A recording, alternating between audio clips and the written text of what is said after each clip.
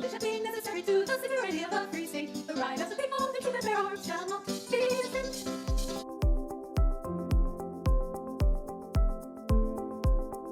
This video is being made by popular request, as we've already debunked some of the biggest central myths regarding the Second Amendment, like the fact that it was only created for muskets. Here, the idea of the gun show loophole. Here, the idea that proposed gun control legislation would curb gun crime. Here, and even this very subject of well-regulated militia versus the rights of private citizens to own arms. Here. There you are. So the point of this video is to specifically provide as much context as possible regarding the rights for private citizens to bear arms. And we're going to keep this short. Rooney, I don't have all day to bark at you, so I'm going to make this short and sweet.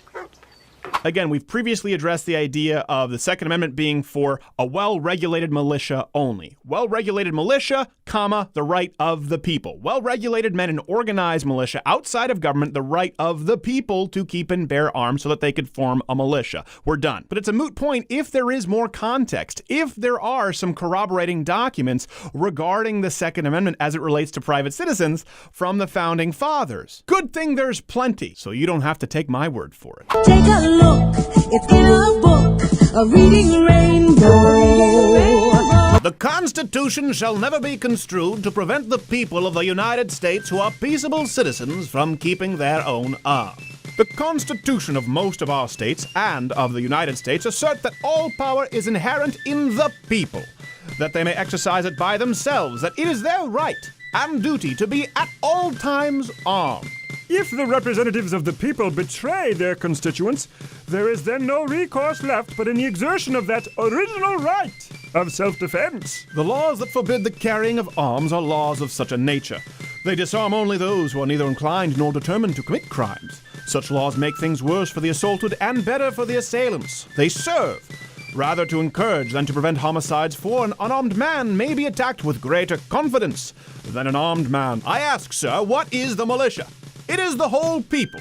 To disarm the people is the best and most effectual way to enslave them. No free man shall ever be debarred the use of arms.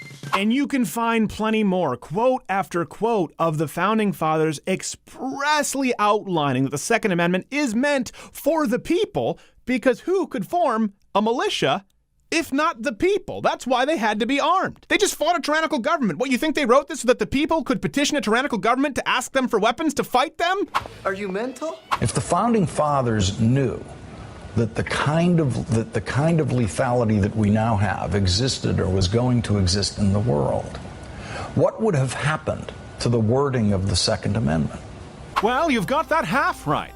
I never expected you all being so stupid. The beauty of the Second Amendment is that when taken at face value, it's incredibly clear. When you add more context, more historical documents, it becomes even more clear. So despite what clickbait YouTubers may tell you, the Founding Fathers weren't ignorant morons who wrote the Second Amendment with no idea that the world could possibly change. They wrote it expressly for the people because they were brilliant and understood just that. So the only argument left at this point, and granted some leftists make it openly, is that you don't like the Second Amendment and you want to do away with it. That you think we'd be safer and that's the progressive thing to do. At least we're having an honest argument. You want to disarm the populace because you think it's safer. On my side, I'd argue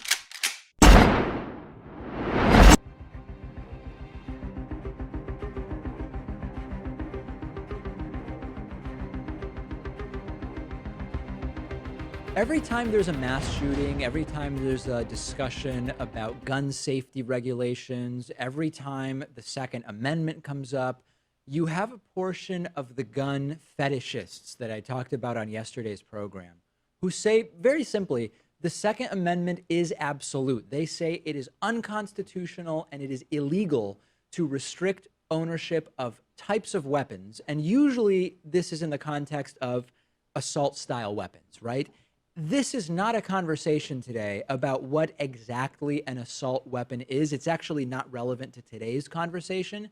This is about whether any restrictions can legally be placed on assault-style firearms or any firearms. Now, I've said before, the pro-gun fetishists have already lost this debate Because as soon as they say, listen, random people shouldn't be allowed to have shoulder-mounted RPGs, they've effectively already conceded that there is some gray area, there is some limit to the arms that random citizens should be allowed to have. And once you concede that, it's just a matter of where you draw the line, right? So I believe that they've actually already lost this discussion, but let's put that aside for a second.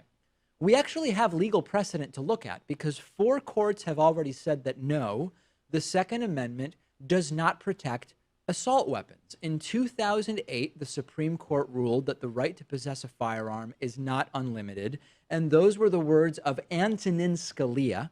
In 2015, the Seventh Circuit U.S. Court of Appeals said that a Highland Park, Illinois ordinance banning the possession of assault weapons was perfectly legal.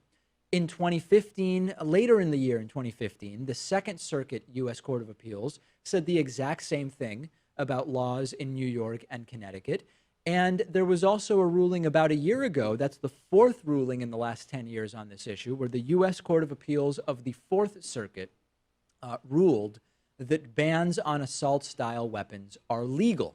Now, me just telling you it's legal, and courts have said it's legal, I don't think is good enough. I should have to explain to you why are assault weapons bans or semi-automatic assault-style rifle bans, why are they legal? Why don't they violate the Second Amendment? And I'm going to tell you, there are 2 basic reasons. Number one is, even without being allowed to own assault weapons, your right to self-defense hasn't been curtailed.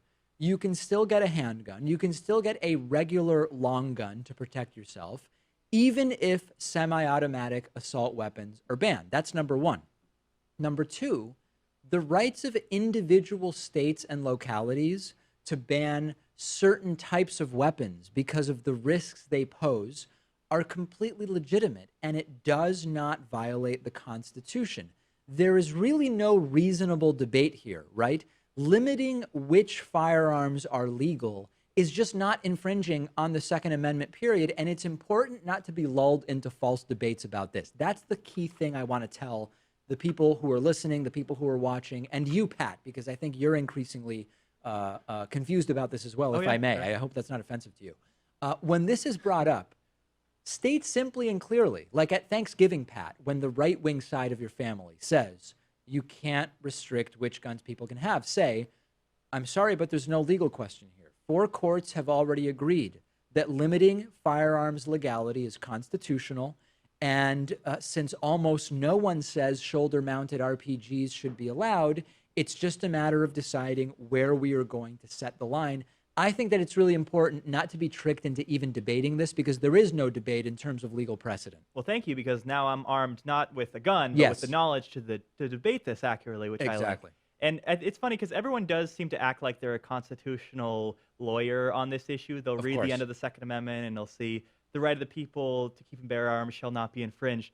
But they don't read the 2008 DC versus Heller decision. They don't read into what Supreme Court justices have ruled on this. It's almost like they don't understand that you can't simultaneously claim to be a legal expert, but say, I'm not going to ignore court precedent and decisions that have been made by the judicial branch of the American government, which is very, very important. You can't have it both ways. If you're going to claim to be that legal expert, you have to consider the precedent, and the precedent over the last 10 years on semi-automatic assault weapon bans is very, very clear, which is they're legal, and you can still defend yourself, even if you're not allowed to own or buy or possess an automatic assault-style weapon. Send me your thoughts. I'm on Twitter at dpacman. The show is on Twitter at David